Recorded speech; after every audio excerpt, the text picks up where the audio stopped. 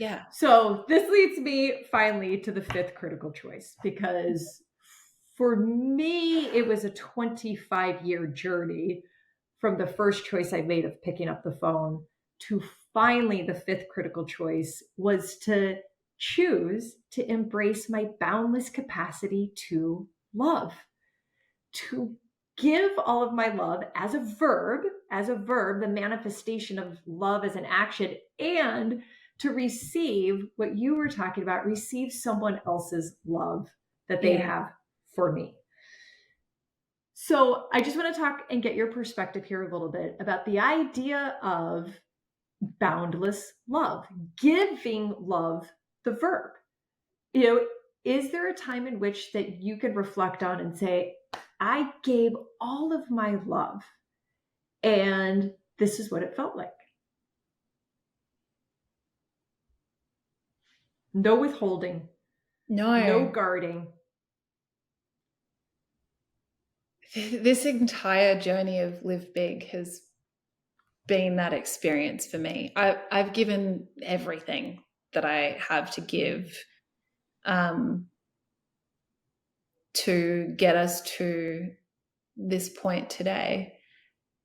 I remember being in a workshop recently with some sixth graders and a group of 10 or 12 girls. They were super dysregulated. They were very externalizing in that dysregulation. So they were not wanting to sit still. They were talking. These girls would fight each other. That was part of why I was there. There was a lot of physical fighting within this group.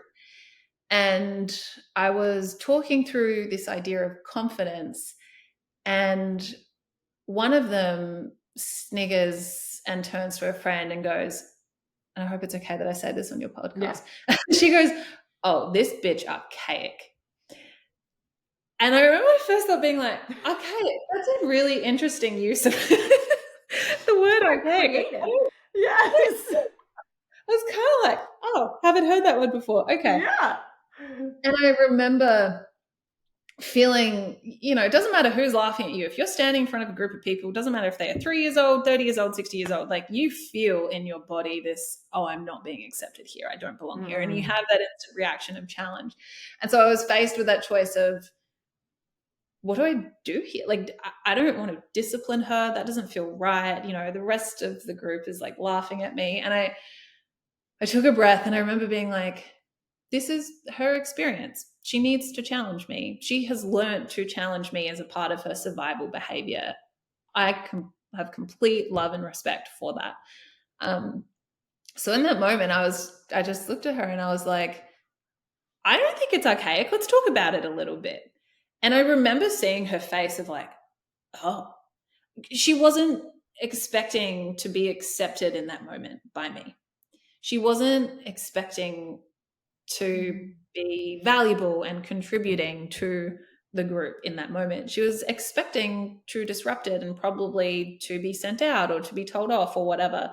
And so I try and think about those moments every single time as like, this is hard for me personally, and it is the best opportunity that I have to show these girls that I love them, that I am here for them no matter what.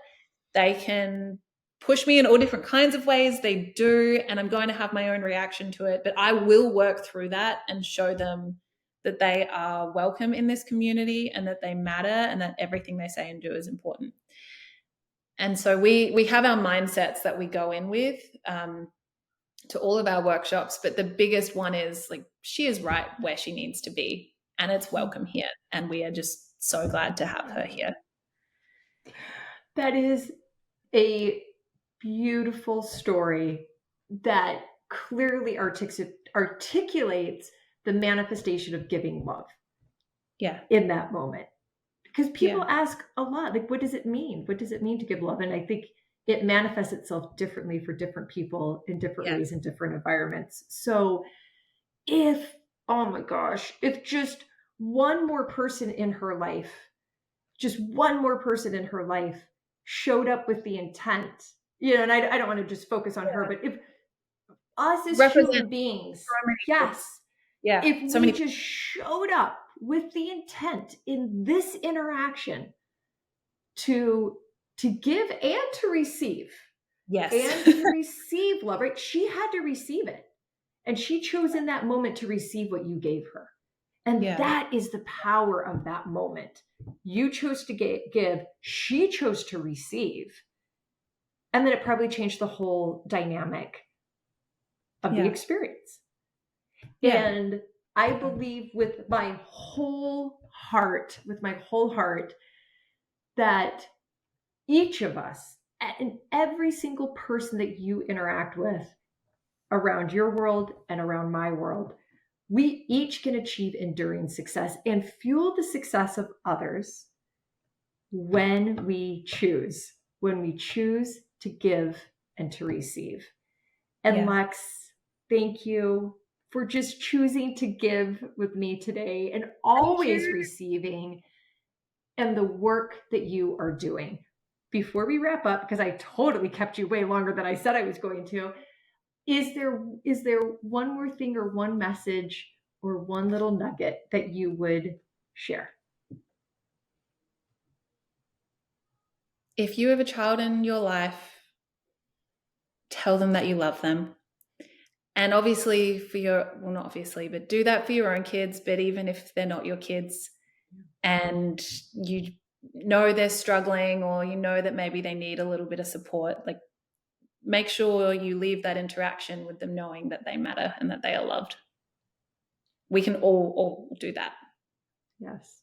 Where can people find Live Big? We are on LinkedIn.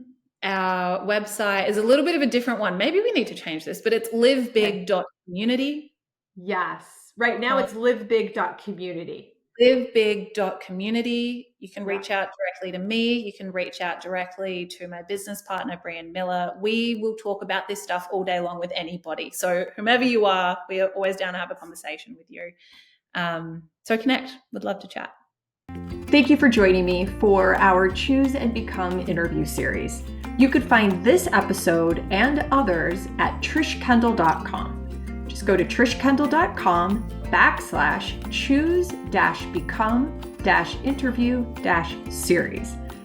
Or if you have a question or just want to leave a comment, email me, trish@trishkendall.com.